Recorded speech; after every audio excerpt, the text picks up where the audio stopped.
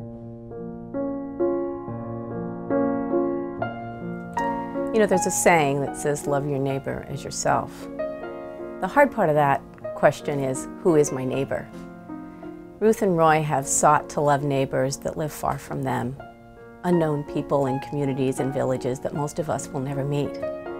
Places like Lilongwe, Malawi, and Bogota, Colombia. They have embraced the needs of their neighbors in the poorest countries in the world because they believe if I am a person, if you are a person who has an unfulfilled need or a dream to achieve, they will be your neighbor.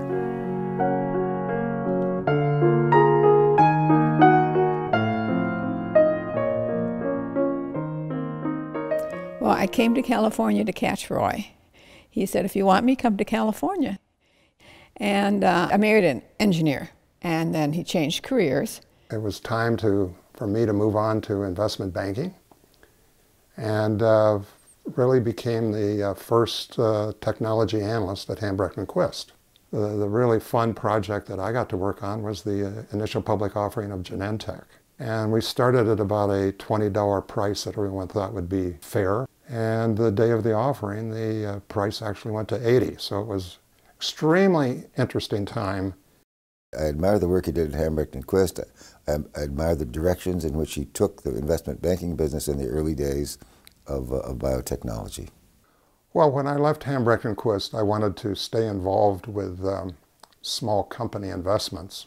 So the combination of working with small companies was a very good platform, so I could have a schedule that I could also work with nonprofits.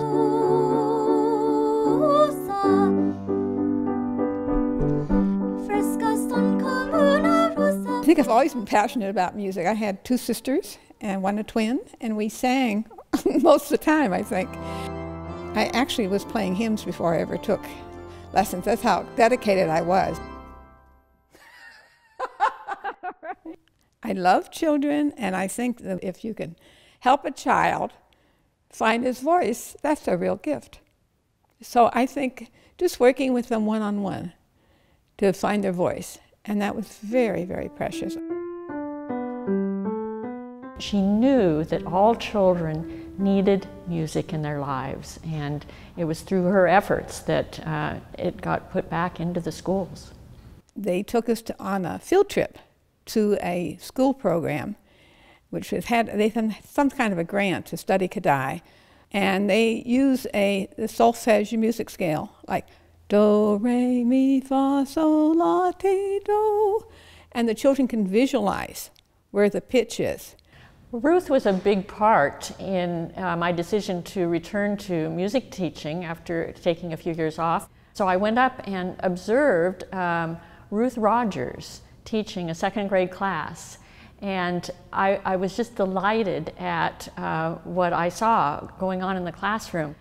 I think art and music provide a really, really happy time in the schools. Happy time anytime they're singing or creating art, and which is one reason I wanted to get it back in the schools, because those children are happy.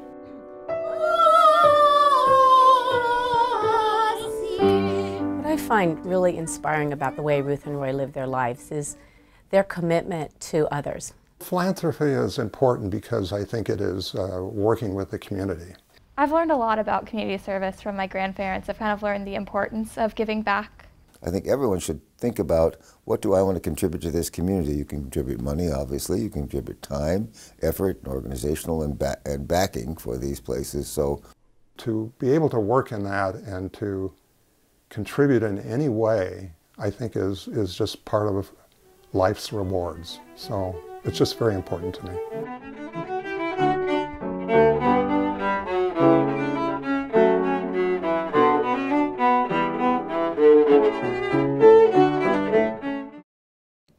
One of the delights of my life, and one reason I gave this program, the music program, to Community School of Music and Art, is because I was having, every 2 years I had another grandchild for 10 years.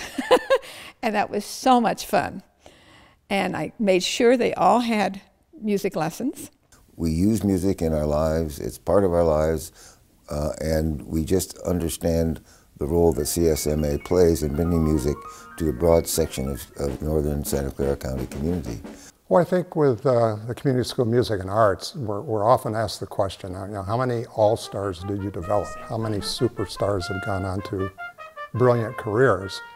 And fortunately, CSMA has produced some of those individuals, but I think the thrill that we get out of it is really the slogan, Arts for All. And we reach into the whole community, from the handicapped to the very young, 3, 4, 5 years old, up into the, we have students coming who are in their 80s and 90s.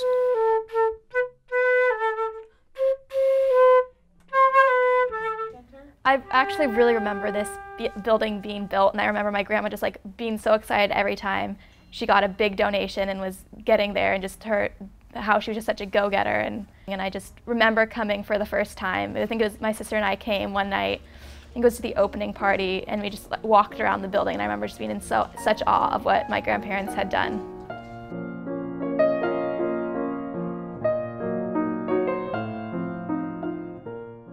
I'd really like to say to my grandparents tonight, thanks for everything you've done. Thanks for being such amazing people that we all are inspired to be like. Ruth and Roy, thank you. Thank you for leadership, for generosity, for contributing to the Community School of Music and Arts and understanding why that was important.